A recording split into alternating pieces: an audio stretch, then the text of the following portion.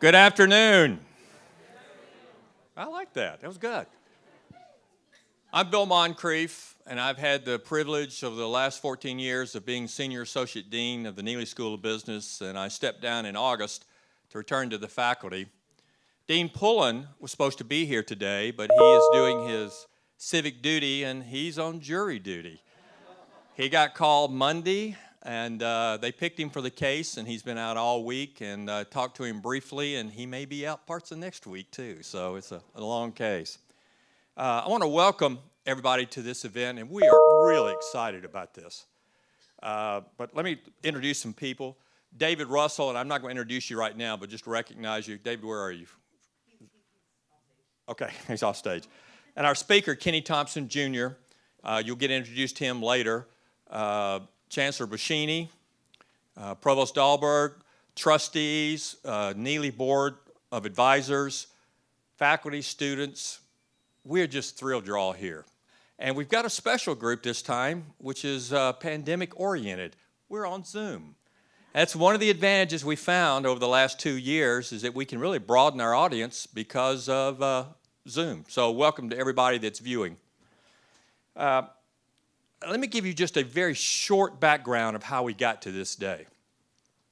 I was chairing the search for the dean 2.5 years ago, and we selected Daniel Pullen. And the first day that he was on the job was May 31, 2019. I remember the day well. At 8 o'clock, I had a meeting with him, and we started talking about where we were going. And he said, I've got several priorities, but he said, number one priority is diversity. And he said, I want you to run it, head it up. And so we spent that summer starting to work on it, think on it. Over the last 2 years, we've done several programs we don't have time to talk about, but it's continuing. We're in the middle of a strategic plan for the Neeley School. We have accreditation team, reaccreditation team coming in the fall, and typically you'll have a strategic plan prior to that. We have 5 primary goals for the future, the next 5 years to 10 years, and I want to read you goal 3. Recruit, retain, propel talent in an inclusive environment, celebrating the diversity of people and ideas. The Neeley School has come a long way in the past 2 years. We've come down that road. We're not to the end by any means. We've got a ways to go. But the thing I'm proud about, I think we're on the right path. And with that, I want to introduce Ann Tasby. Ann is the director of the Office of Inclusive Excellence. She is an accounting professor here, 25 years of experience, and I've gotten to work closely with Ann over the last 2 years, and she is a pleasure. She's full of energy, she's passionate, and it's all yours, Ann. Thank you, Bill. Thank you. I'm so energized just seeing the faces in the room and knowing that we have over 300 people online. So that is just awesome. I wanted to give you a bit of a backdrop around how all of this came together, because I think it's important perspective to have. So we have been, as Dean Moncrief alluded to, involved in this journey, entrenched in it for the last couple of years. And it just made sense to us that amplifying diverse voices within the industry, leaders, entrepreneurs, just simply made sense. And then talk about our strategy is all about walking hand in hand with our stakeholders. That's our students, our alumni, our faculty, our staff, our industry partners. We're looking at how we can all work together to help move us forward as it relates to embedding inclusive excellence into everything that we do. So this series is timely and directly in line with that strategy, because we're amplifying diverse voices here today. And I am just super excited. And it actually was a partnership. I can't take all the credit as much as I would like to. But we had a wonderful professor here, David Russel. David was doing amazing things in his classroom. And we were talking about my strategy and what he was doing in his classroom. And I was like, wait, you're bringing in top industry leaders that happen to be diverse, and you're exposing our students to all that goodness, and then I'm in charge of putting together a speaker series that amplifies those voices. Oh, I think we have something special. So we pulled it together for you today, and I'm not going to belabor the point because we have a voice that I know you want to hear from. We have our SGA president, Lawrence Honeycutt. I'll invite him up to actually introduce our speakers.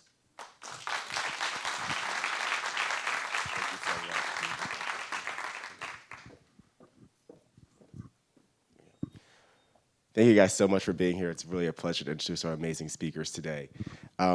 Before I get kind of started, I just wanted to kind of talk to you guys a little about my journey at Neeley. I'm super excited to be a part of this amazing business school and all that it's offered. And I think that this speaker series is going to really just show our students here what is really all we can become. We have to see what we can dream, and that one day we can be at the same forefront that our amazing speakers are at today. Our first speaker today is David Russel, and he is from MRO. He has been doing financial private equity for such a long time with family entertainment and media, and that's something that's going to be amazing. And also have another amazing speaker, which everyone knows, Kenny Thompson, is going to be here. He's a former TCU baseball player who has just done incredible things with PepsiCo, as well as working in politics for the Biden campaign and their transition as well as this new presidency. So I'm going to have them come out here right now. Let's give a big round of applause for them.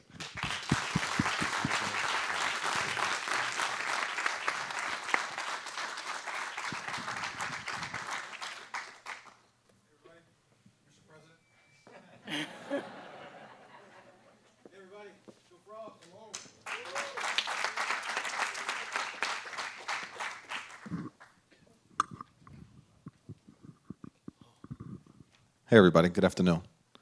I want to thank everybody for coming out and celebrating and having this experience with us.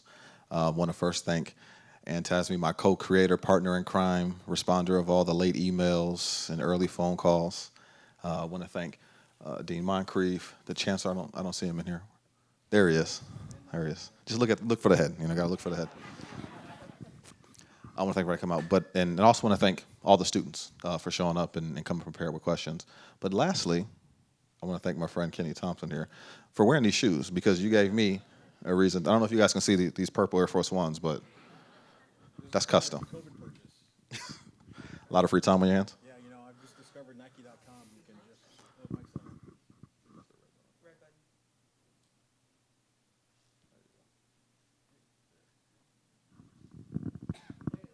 There we go. Here we go.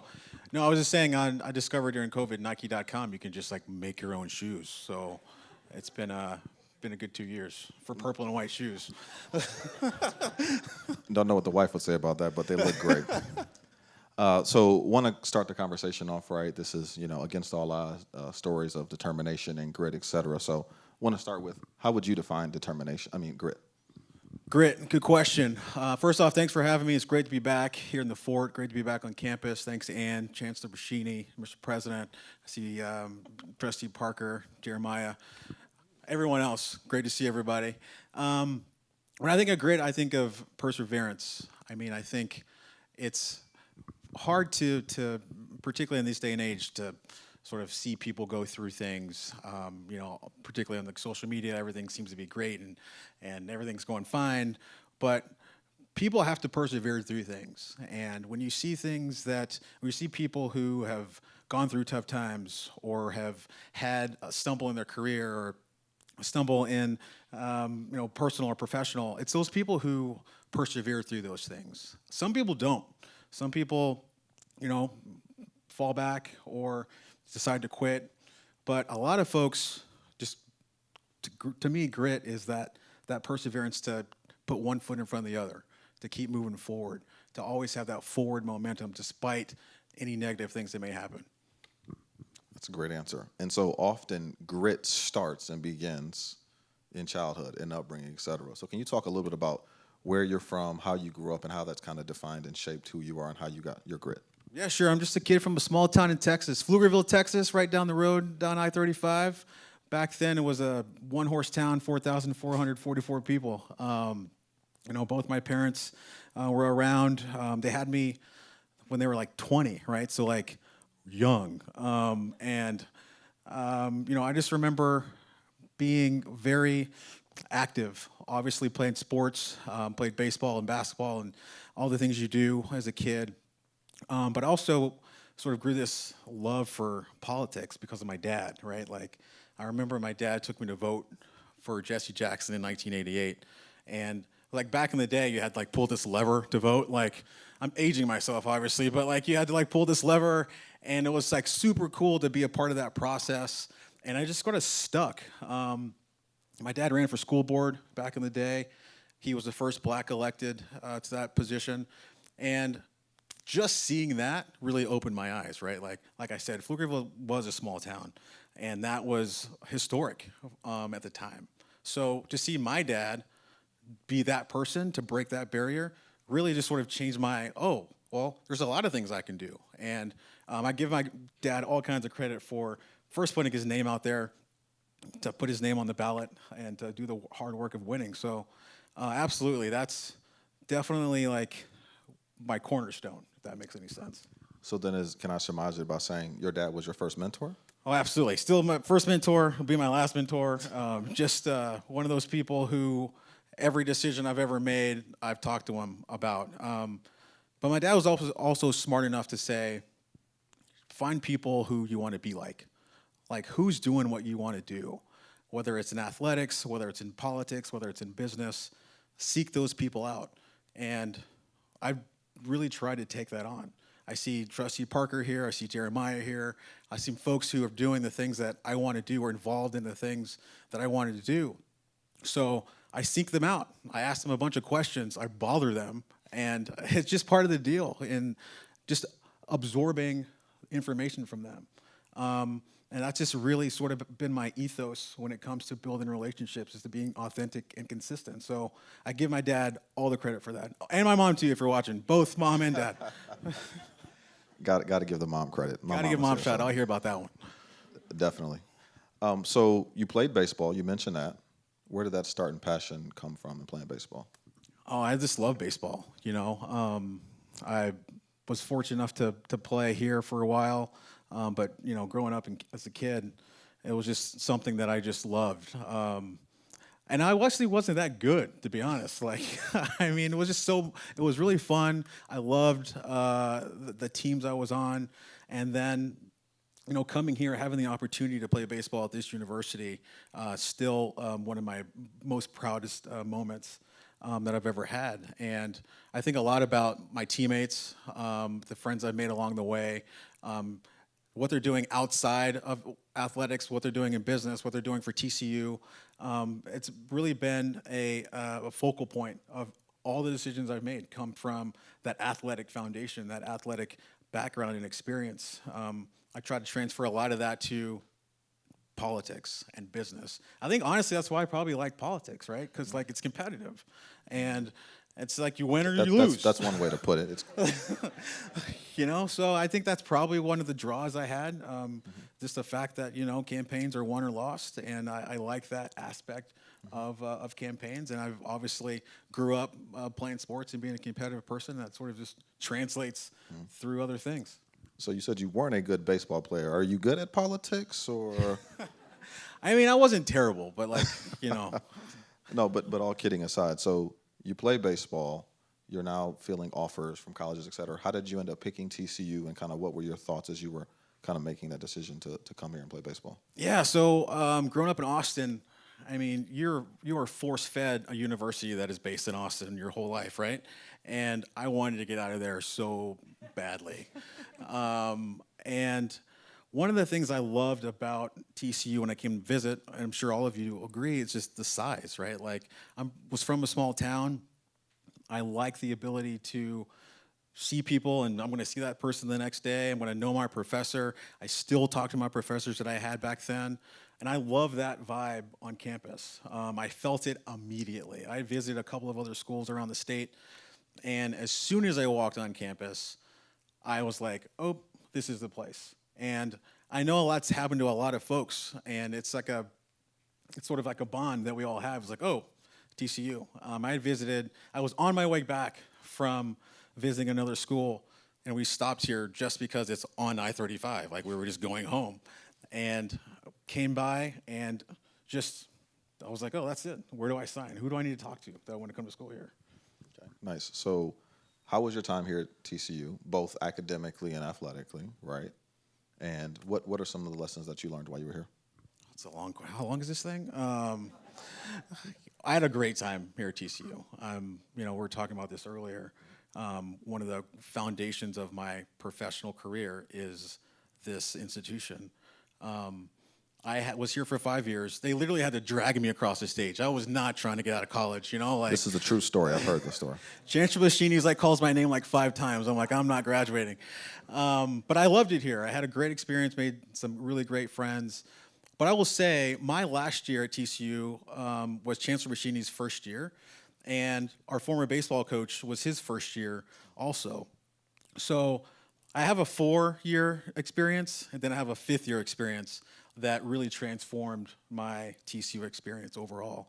The vision that both of these gentlemen displayed and leadership that they displayed right out of the gate, the vibe on campus changed immediately. And it was tangible, it was real, and I felt it on the baseball field, I felt it in class, I felt it on campus. I had never been to the Chancellor's office in the previous 4 years. I saw Chancellor Bashini all the time, just walking around, talking to students, getting to know their names. And that was, if I'm being honest, that was the experience I wanted to have the whole time. And I got it that 5th year. And it changed my entire perception of what kind of alumni I wanted to be. If you would have told me, if I would have graduated in 4 years, do I want to be on the board of TCU one day? Maybe. But after year 5, absolutely. How do I do that? Who do I need to talk to? Because this is a place that invested in me in a way that I still think about every day. That's why I'm here. I say yes to TCU things all the time. And it's just one of those things that that 1 year, I'm not saying the previous 4 were bad, just the 5th year was just really good. So maybe I should have stayed for a 5th year. I'm telling you, stay if you can. Stay if you can. I'm going to see if I can enroll. We'll talk about that later on. So you're playing baseball. You finally got dragged across the stage. Do you get drafted by the Yankees at this point? Are you trying to go play professional athletics? What were kind of your No, it your turns out steps? other people have to want you to play professional athletics. That is a so thing. No, those phone calls didn't quite come as I thought they would, but it's all good. So what elements of grit did you have to have at that point to say, I've been doing this your whole life since you were a kid, you're competitive, you're now being told this next level is coming, you're not necessarily good enough. How do you handle that personally and then transfer that to what's going to be next when you get out of school? Yeah, that was a tough time. I mean, as you guys know, you're all in when you're here at TCU. You're all in at whatever college you're at. And then all of a sudden, you're just like, all right, you're adult. Good luck. And for me, I just thought that I would be playing sports. I thought, because I'd played sports my whole life, why wouldn't that continue? Turns out that similar people had similar ideas. But, I was lost for a while there, maybe 2005, 6, 7, just sort of what do I want to be? What do I want to do? I was a substitute teacher for a while back in my high school, which wasn't the coolest feeling ever. But it was a great experience, It really taught me a lot about, just persevering. I was applying for jobs, trying to get hired somewhere. It was such a real, what's the best way to put it? Just a real reality check. I was here at TCU. We had just won a conference championship. And then all of a sudden, that's it. And you're just a grown-up all of a sudden. And it was a real tough time. But we're all right. It worked out. It seems that way. So you go from being a substitute teacher to, what was that big break for you? What was, when you finally, because you had a lot of early career success. Yeah, I got fortunate. I was a substitute teacher back at Pflugerville High School. What were you teaching? Literally teaching classes I was just in 6 years prior. It was wild. But a woman that I had met early on said she was going to run for city council, and I had a degree in political science from TCU. I was like, I am super cheap labor. I will put yard signs all over this place for you. Just give me a job. I will crush it for you, I promise. And she did. She hired me as her campaign manager. I had yard signs all over the place. And she won, right? So she was the first African-American female city council member in Austin, Texas. And I moved to City Hall, and I worked for her as her policy director I was like 25, 26. So that was really, she took a chance on me, right? Like, the only political experience I had was being like 3 of the TCU Democrats when I was here, right? Like, so like, it was just like, so that's all I had really going into it. But she gave me a shot, and it We worked definitely out. need a separate conversation for that whole ordeal. So things are starting to roll now. You're winning again, right? You had some grit. It's worked itself out, et cetera.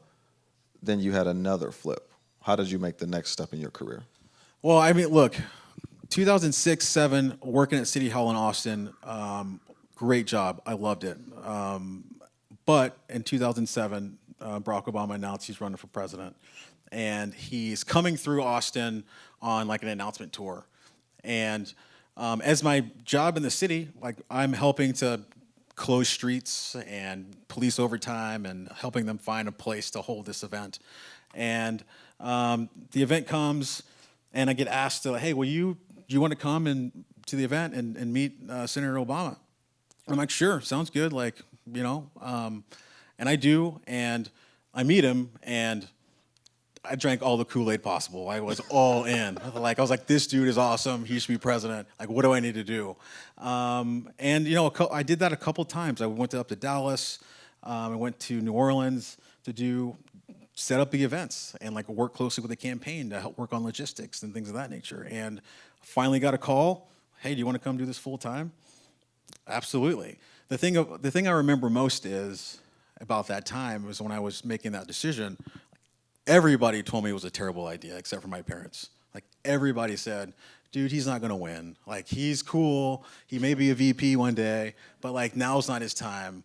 But my parents were like, pack up your stuff and go do this because this is historic. Whether or not he wins or not, you want to be there. And I give them all the credit for that because all the folks around me are like, oh, you have a good job. Like, you're at City Hall. It's just fantastic. But my parents, to their credit, were just like, get out of here, go do this. And it worked out. I would say, yeah, it worked out. So you go from being a kid with your dad, voting for Jesse Jackson, Right. to now working on the campaign for the soon-to-then-be first black president of the U.S.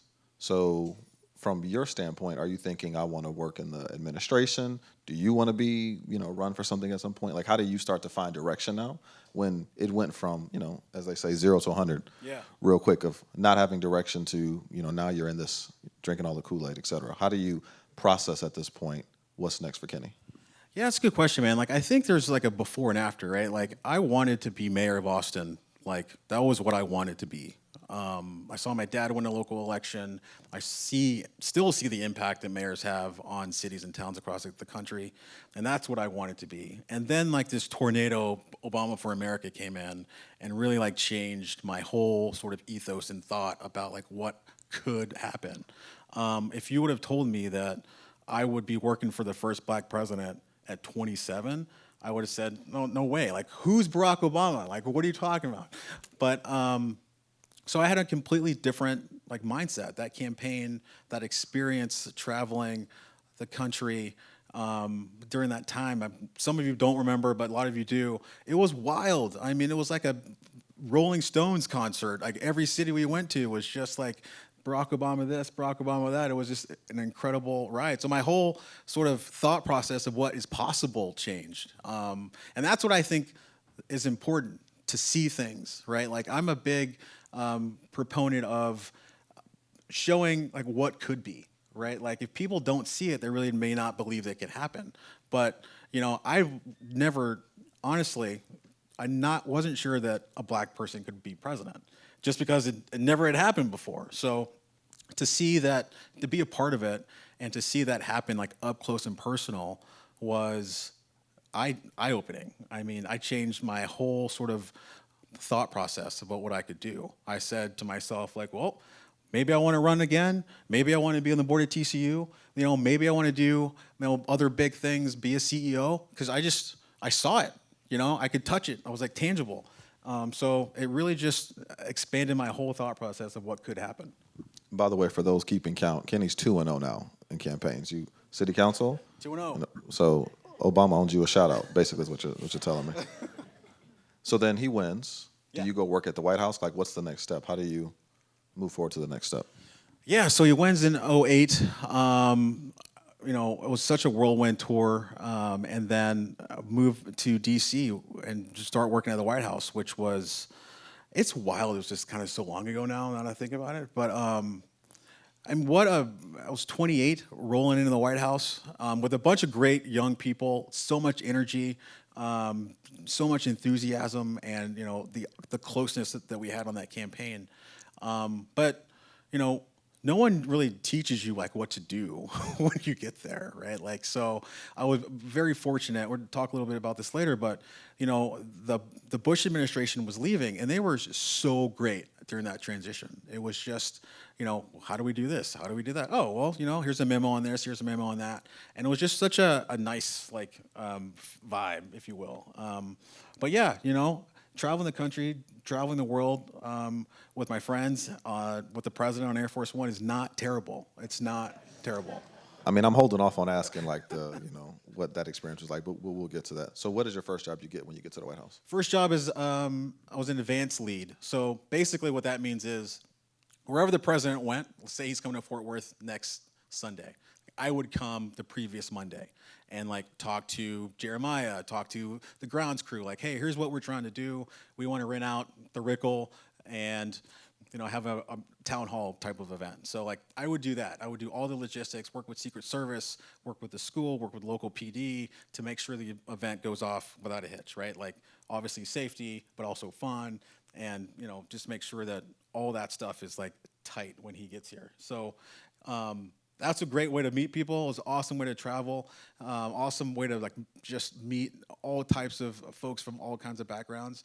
It was probably the most responsibility a 26-year-old person should ever have. I mean, it was just wild, you know. So I always think about that level of responsibility that folks on campaigns have at such a young age. You have to do these things. Like he's gonna show up, right? So like you better be ready because he's gonna come regardless. So like things have to be ready to go. So that was going to be my next question. How did you handle that responsibility at that age? I think it was a lot of us were in it together, right? It's a team effort. Again, go back to the team concept, right? Like you have to rely heavily on your team. You have to rely. They have to be able to rely on you. Everyone's got a job to do, so do it and do it effectively and efficiently. And if you believe that you built a strong team, let them do their work. And I think that's how I got a lot of stress relief in knowing that, like, oh, I have a strong team. Like, we're going to be good. He's coming on Tuesday. We'll be ready on Monday. So, like, that's the kind of attitude that I thought that I learned and just sort of kept my entire career. Okay, so you're doing that. You're making sure everything is set up when he comes into town. Then you move on to your next opportunity in the White House. What was that, and how did you connect those dots?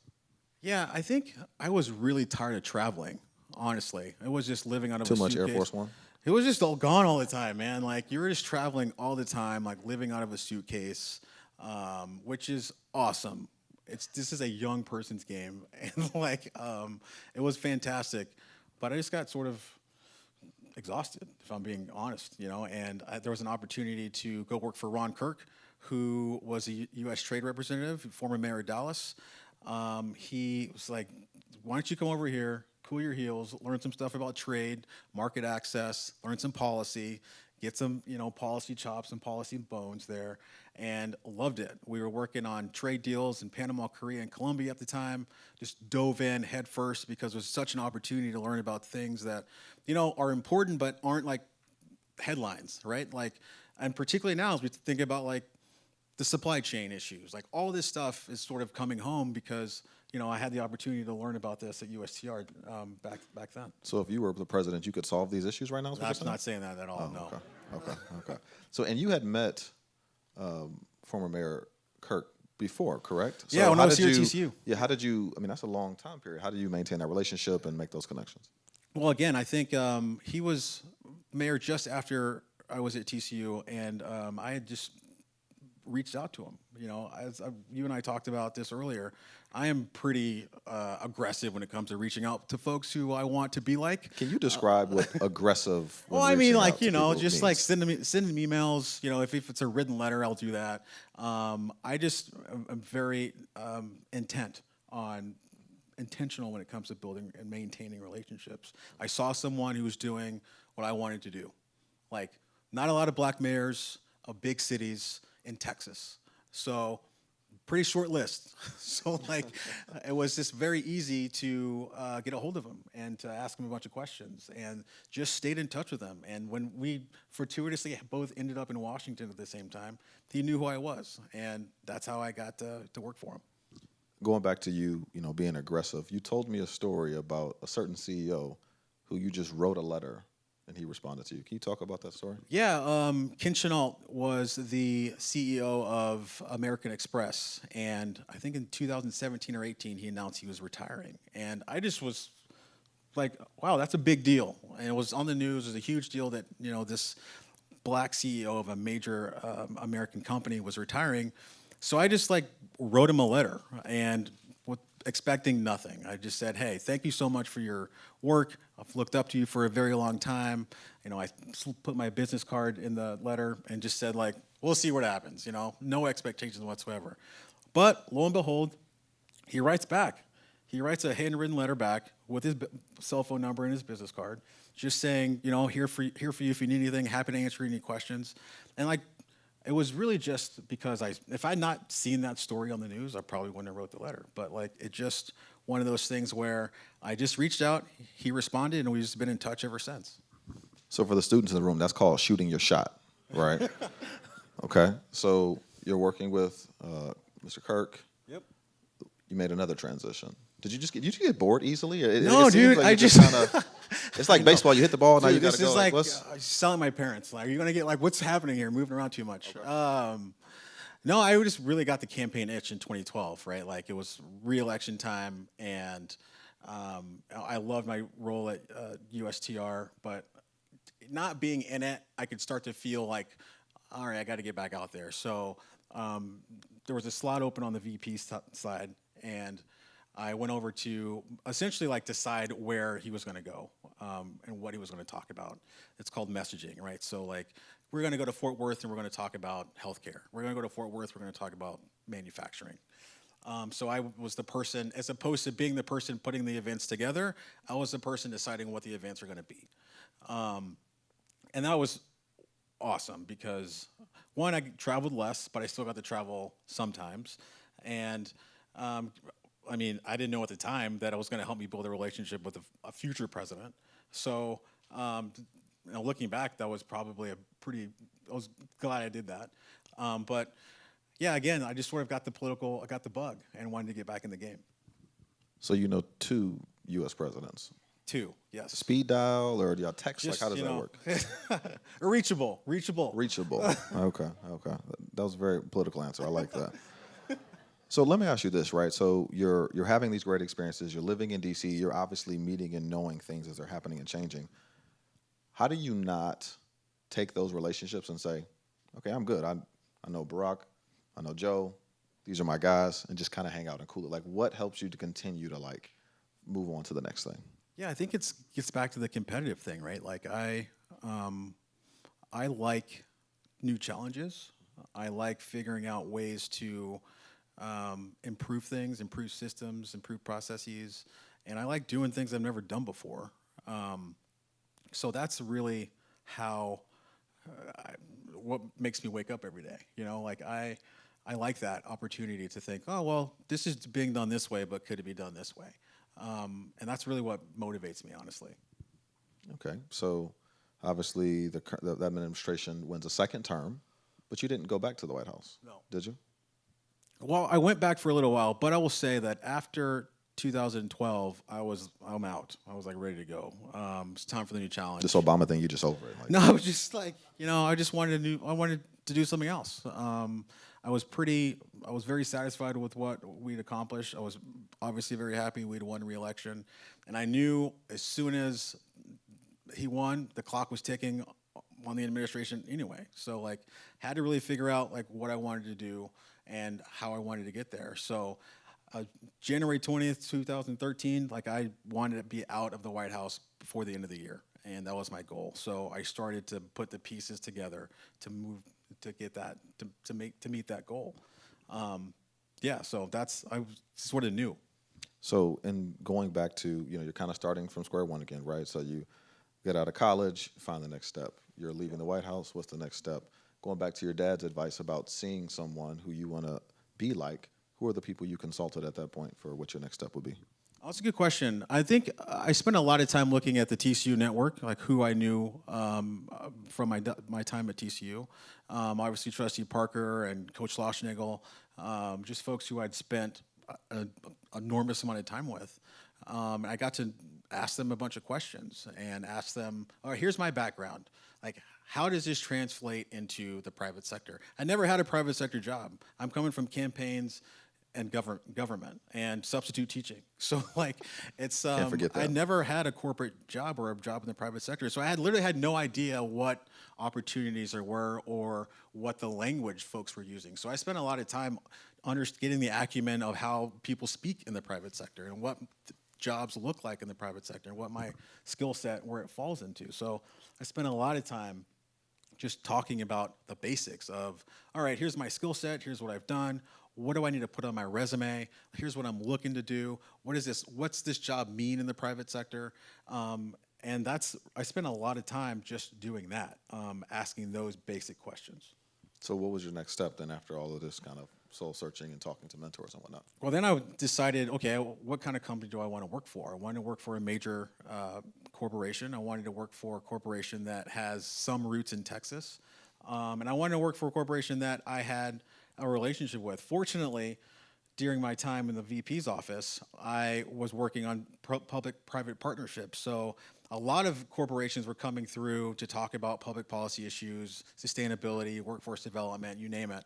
And PepsiCo was always at the table, like always engaging, always talking about whatever issue that we were working on. And that's how I sort of got to like, all right, well, if they're doing this on the private sector side, that means that I can do this on the private sector side. So I got to see that up close and personal from my job in the White House. So when it came down to, all right, well, where do I want to work and what do I want to do? I was pretty clear about some of the companies that I had worked with, and also I knew how they were talking about these issues and what they were working on. So being able to leverage that experience and move over to the private sector was like the logical next step for me.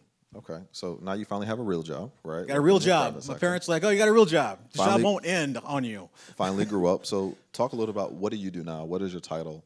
What does that mean? And talk about what that experience, you've been in the private sector for about a decade now. Yeah, it's wow, dude. Yeah. Didn't mean to age you, I'm sorry. You said it dropped a decade on me. Yeah, it's been 9 years. I've been at PepsiCo, Vice President of External Relations. I work very closely with mayors and governors, elected officials, stakeholders across the country building these public-private partnerships for our company, right? Like, we're going to talk a little bit about this, but as we've all seen, the role of the private sector, the role of corporate America has changed drastically, not over the course of 2 years, but 5 and 10, where consumers and customers, they want to know where they're buying their products from, what these companies stand for, on sustainability, on race, on the environment, and that falls into my team's bucket. We work very closely with all of our business across PepsiCo, but that's really what I focus on. So as you said, we can kind of get into it. So you and I had a conversation where you've been, in politics for a long time and have a lot of understanding of that, but you feel that government's not actually the one that can solve a lot of the issues that you see today. You think the private sector needs to step up. So can you kind of talk through how that perspective has changed and what you think the role of the private sector is? Yeah, I think it's in unison. I think over the course of the past, look, I've been at PepsiCo for 10 years in government before, and I've seen the success that working together can create. I think for a long time, folks in the private sector was all about revenue. It was all about profit and loss. It was all about the balance sheet. But I think consumers, customers, overall constituencies want more from the private sector. They just do. It can't just be about your stock price. And I think there are gaps to fill that government just can't do alone. And I think that the role of the private sector could be to help fill those gaps. That may mean corporations make less money. That may mean that structures change. But there are legitimate gaps in equity, in healthcare, in economics that I think it's going to take more than a government solution to solve these issues. And I think there's a massive role to play for the private sector in this space. We've seen so many companies step up in this space over the course of the past 2 years. But this is going to have to be a sustained effort in order to create or even come close to creating an equitable society, if that's really what our goal is, right? So I just think that's really what I've been trying to focus on and really enjoy doing, thinking about how to solve these problems. So as you're obviously in a position and working on that at PepsiCo, major Fortune 500 company, what are some of the things that you guys are doing to lead some of those efforts? And then more broadly, as you think through what your next steps are and how to help solve this problem, where do you see that playing out for you? Yeah, I think 5 minutes. I saw the warning. I was like, what? I was like, oh. No, I think look, I'm blessed to be at PepsiCo. Again, it's been 9 years, and I love how we've leaned into so many of the challenges that we're facing as a country, from racial equity to sustainability. We've really tried to lead on these issues, on environmental, on water, on agriculture. Are we hiring and promoting blacks and Hispanics and women? Are we finding talent where it is? Are we going to HBCUs? These are the kind of things that are going to sustain us as a company, but also sustain us as a society. So it's been awesome to be there while this is happening. But I also think it's really interesting for me because we were sort of already doing this work before 2020. And it lends so much credibility to when you are doing something and it's not new. It's in the ethos of the company. And that's why I like working where we do, because it's one of those things where, all right, we just got to step it up. We're already doing this work. How can we be better at it is the question. Okay. In that same vein, we're obviously here where we both went to school. How can schools, how can universities, business education, et cetera, also play a role in this changing dynamic? Yeah, look, I think having forums like this, I want people to see us doing this work. And I mean, by us, I mean minorities, blacks, Hispanics, women, across the board, right? I think it's important, I sort of alluded to this earlier, to see it. You don't have to be a CEO, you don't have to be a president. There are a lot of folks who are doing great work, and to be engaged at TCU or engaged in any other university is really important. I want the students to see me, if I'm being honest. I want them to see me doing what I'm doing and liking what I'm doing and growing in what I'm doing and ask me questions about what I'm doing so they can do it too. It's about reaching back and helping other folks do what they want to do, right? Like, I get great joy when I see someone who asks me a question, help them get something that they want. That's really exciting for me. And that's why I think, for me, giving back to TCU, coming back here as often as I do, is so rewarding, because we have a black student body president. If you would have told me we'd have a black student body president when I was here at TCU, I would have like, what year are we talking about here? But those are the kind of things that happen over time, and for me, it's so rewarding to be a part of that. Okay, I think this is the last question because Anna's giving me the eye over here. Okay. For the students in the room, what would you leave them with in terms of advice, et cetera? You've obviously gotten a lot of good advice from your dad and other folks over time. What would you leave them with? I always just say yes, right? Like, there are going to be opportunities that you may feel like you're not ready for, that my resume doesn't quite fit this, I don't really have the right experience, and someone asks you to do something, and you should say yes to that. Say yes to that, because that's where you're going to grow. You're going to grow in those parts that are really tough. Try to break out of your comfort zone. It's really important to, one, try new things, but also expand how you think about things. See things from a different perspective. I say yes to projects sometimes. I literally have no idea what I'm talking about or doing.